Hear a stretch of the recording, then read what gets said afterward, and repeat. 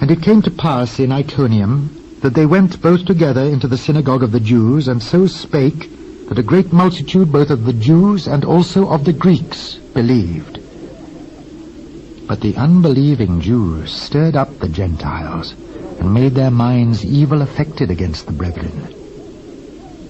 Long time therefore abode they, speaking boldly in the Lord, which gave testimony unto the word of his grace, and granted signs and wonders to be done by their hands.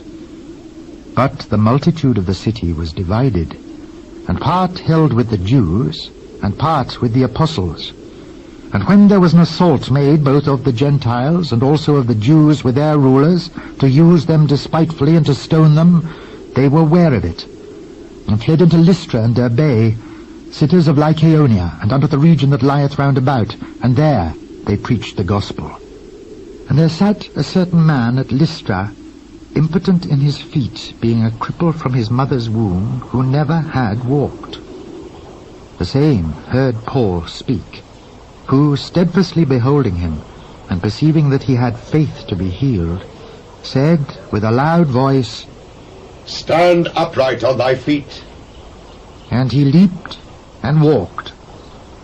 And when the people saw what Paul had done, they lifted up their voices, saying in the speech of Lycaonia, The gods are come down to us in the likeness of men. And they called Barnabas Jupiter, and Paul Mercurius, because he was the chief speaker. Then the priest of Jupiter, which was before their city, brought oxen and garlands unto the gates, and would have done sacrifice with the people. Which, when the apostles Barnabas and Paul heard of, they rent their clothes, and ran in among the people, crying out, Sirs, why do ye these things? We also are men of like passions with you, and preach unto you that ye should turn from these vanities unto the living God, which made heaven and earth and the sea and all things that are therein, who in times past suffered all nations to walk in their own ways.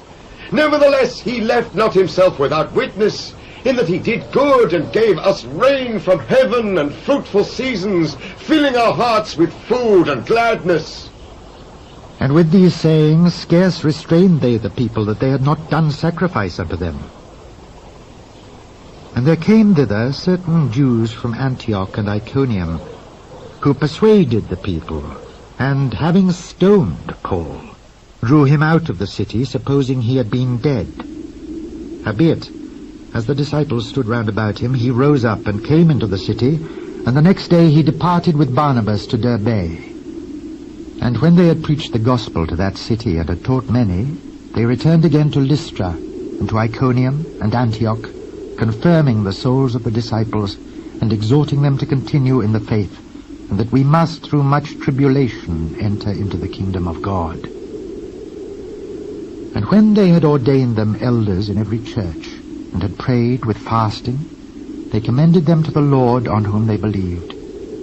And after they had passed through Pisidia, they came to Pamphylia.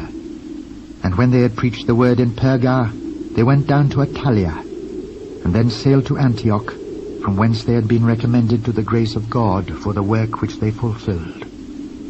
And when they were come and had gathered the church together, they rehearsed all that God had done with them, and how he had opened the door of faith unto the Gentiles. And there they abode long time with the disciples,